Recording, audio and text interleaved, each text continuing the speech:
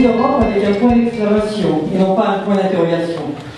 Et la nuance est importante car ce débat est né du constat que lorsque l'on parle d'Europe avec les jeunes générations, on constate au mieux un désintérêt, au pire un désamour, et dans tous les cas une méconnaissance des institutions européennes.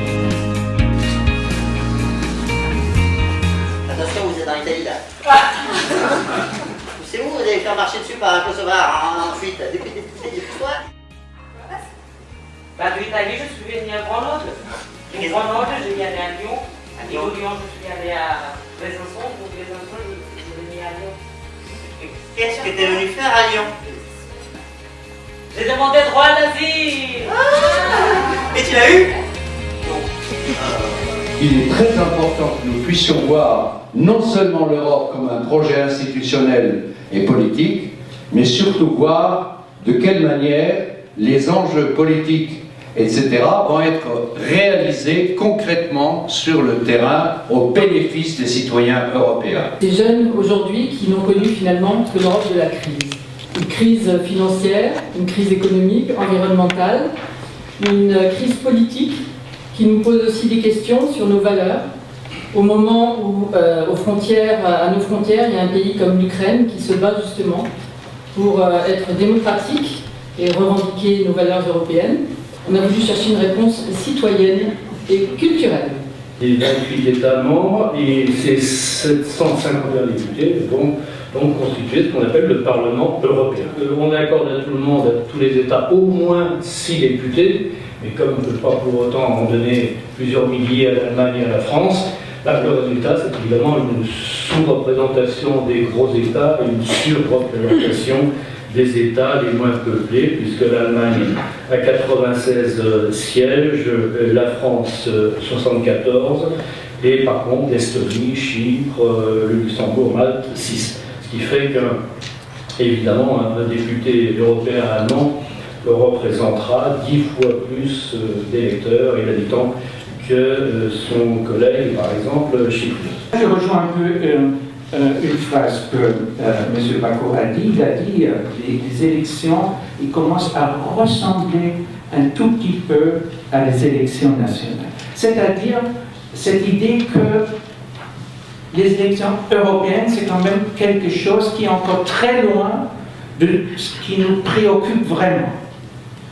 Quand il y a des élections au niveau national ou même au niveau municipal, c'est quelque chose qui visiblement mobilise beaucoup plus les gens, les électeurs dans les différents pays que ces élections européennes. Les Allemands étaient tellement longtemps habitués à être les bons élèves de l'Europe qu'ils supportaient très mal aujourd'hui d'être tout d'un coup sur le banc des accusés où on dit ce que vous faites vis-à-vis de la Grèce, c'est vraiment horrible. La façon comment Mme Merkel met son dictat sur le pays, comme le Portugal ou l'Espagne ou d'autres, c'est inacceptable. C'est un rôle tout à fait nouveau pour la société allemande.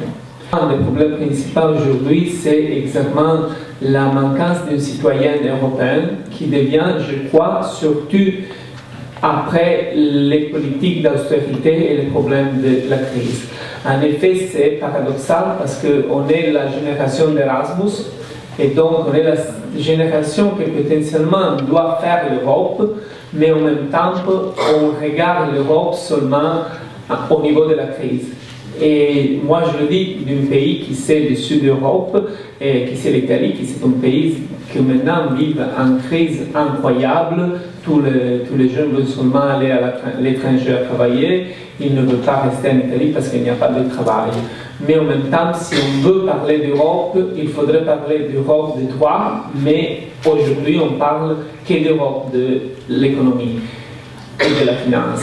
Dans la construction européenne et dans ces élections. Quand on voit par exemple ce qui se passe aux portes de l'Europe en Ukraine, avec ce besoin d'Europe, mais incarné au travers de ce besoin des droits de l'homme, et avec les risques que nous voyons encore poindre et se manifester en Ukraine, quand on a vu les printemps arabes se solder par une aspiration, alors qui a été vécue par certains comme un afflux massif de migrants sur les côtes italiennes, et ça a été le cas, mais qui n'était pas que ça, qui était aussi une aspiration formidable à faire sa vie, à trouver un accomplissement à sa vie aussi à ce moment. Je trouve qu'on parle aussi de choses très concrètes, d'une aspiration et d'une valorisation d'un aspect attirant de l'Europe. Chaque personne est importante dans la campagne. Travailler avec des enfants, par exemple, c'est travailler avec une personne, c'est travailler avec sa famille, c'est travailler avec ses camarades de classe, ses enseignants, c'est demander des autorisations.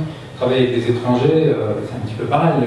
Faire venir quelqu'un d'étranger, c'est pas anodin. Il a souvent besoin d'un visa, il a besoin de payer un billet d'avion, besoin de trouver un statut en France, ce qui n'est pas toujours facile. Et la culture est une façon, finalement, de trouver une place à travers des ressources d'expression, de qualité de mouvement, d'envie de dire des choses que chacun peut avoir. Η κινητικότητα για όλους τους νέους στην Ευρώπη. Πώς μπορούμε να το κάνουμε? Oui, comment l'Europe peut améliorer la mobilité, la circulation, est-ce que les gens...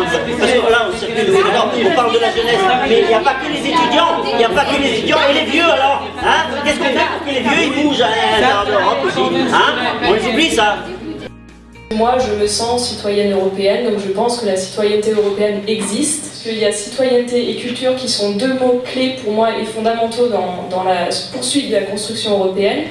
Et donc ma question, c'est comment le Parlement et les institutions européennes mettent en valeur justement ces deux mots-clés et comment travaillent-ils justement pour construire la citoyenneté européenne qui est très importante pour mobiliser les gens, puisqu'il faut se sentir citoyen pour se sentir concerné par l'Union européenne et aller voter. Quelle démarche, qu'est-ce qu'on pourrait mettre en place?